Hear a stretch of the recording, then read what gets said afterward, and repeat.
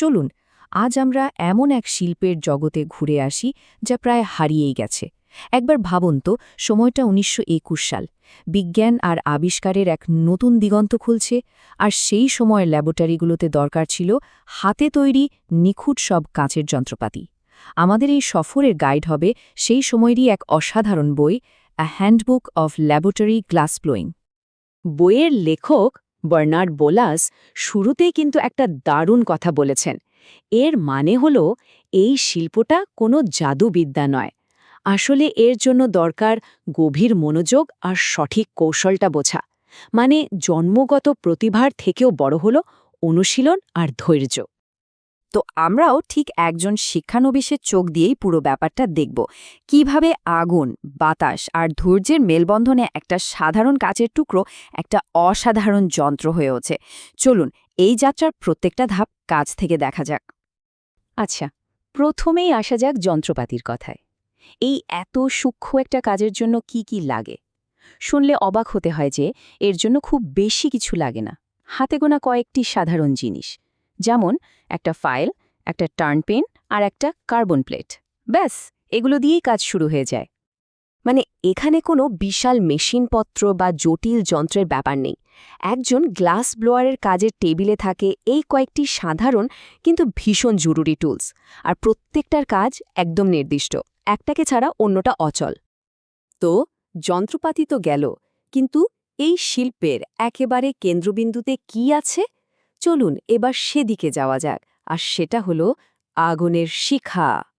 মজার ব্যাপার হলো, একজন শিক্ষানবিশের আসল যাত্রা কিন্তু কাঁচ দিয়ে শুরু হয় না, শুরু হয় আগুনকে নিয়ন্ত্রণ করা দিয়ে।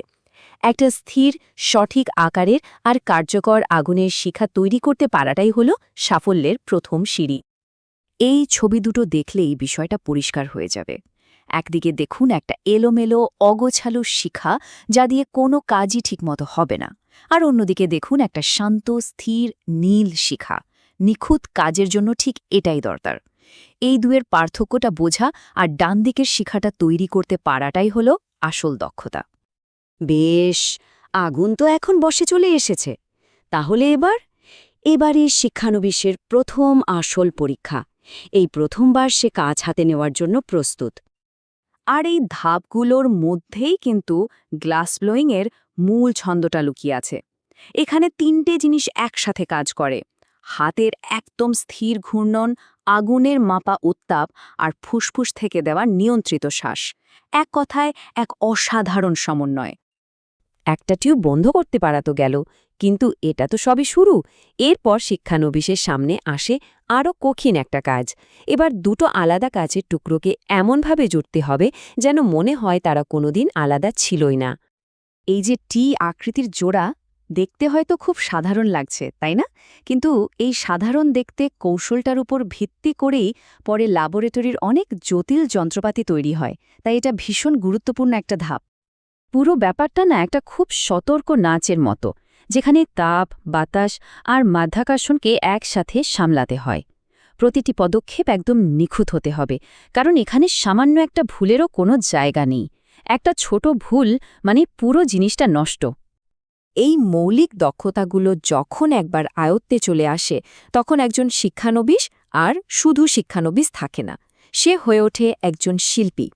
তখন তার হাতেই তৈরি হয় এমন সব জটিল আর সুন্দর যন্ত্র, যা একই সাথে বিজ্ঞান আর শিল্পের দারুণ এক মেলবন্ধন।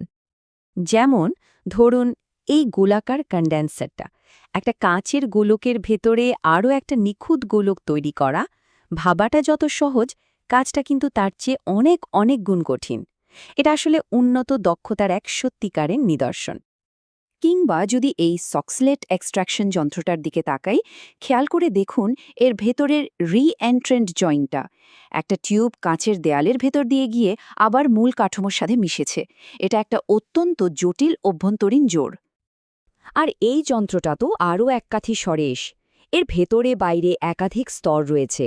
একদম নিখুঁত প্রতিসাম্য রেখে পরপর একাধিক অভ্যন্তরীণ সিল আর কাচের জ্যাকেট তৈরি করা, এটা চারটিখানি কথা নয়। আর সব শেষে এটা দেখুন, একটা বড় গোলকের ভেতরে আর একটা ছোট টিউবকে কি নিখুঁতভাবে বসিয়ে দেওয়া হয়েছে। এর কাজ হল কোনো তরল ফোটার সময় যেন ছিটকে বাইরে বেরিয়ে না আসে। মানে প্রত্যেকটা যন্ত্রের পেছনেই রয়েছে এমন সূক্ষ্ম চিন্তাভাবনা আর কারিগরি। তাহলে একটা সাধারণ কাঁচের টিউব সিল করা থেকে শুরু করে এই রকম জটিল সব যন্ত্র তৈরির যে পুরো সফরটা, এর থেকে আসল শিক্ষাটা কি? এই শিল্পের মূল ভিত্তিটা আসলে কোথায়? আসলে ১৯২১ সালের এই হ্যান্ডবুকটার শেষে কয়েক দশকের অভিজ্ঞতা থেকে পাওয়া কিছু জ্ঞানের কথা বলা আছে। আর দারুণ ব্যাপার হলো, সেই কথাগুলো আজও ঠিক ততটাই সত্যি। ব্যাপারটা তাহলে কি দাঁড়ালো? দেখুন, মূল বিষয়গুলো কিন্তু খুব সাধারণ। আসল দক্ষতা তাড়াহুড়ো করে কাজ করার মধ্যে নেই, বরং ধৈর্য, স্পষ্ট পরিকল্পনা আর যে জিনিসটা নিয়ে কাজ হচ্ছে, অর্থাৎ কাজ, তার চরিত্রটা ভালোভাবে বোঝার মধ্যেই আসল রহস্যটা লুকিয়ে আছে। শেষ পর্যন্ত এই ১০০ বছরেরও বেশি পুরনো হ্যান্ডবুকটা আমাদের একটা অসাধারণ শিক্ষা দেয়। আর এই শিক্ষাটা শুধু কাঁচের কর্মশালার জন্য নয়, জীবনের প্রায় সব ক্ষেত্রে সত্যি। যে কোনো সূক্ষ্ম আর সুন্দর জিনিস গড়তে গেলে তাড়াহুড়োই হল ব্যর্থতার সবচেয়ে বড় কারণ।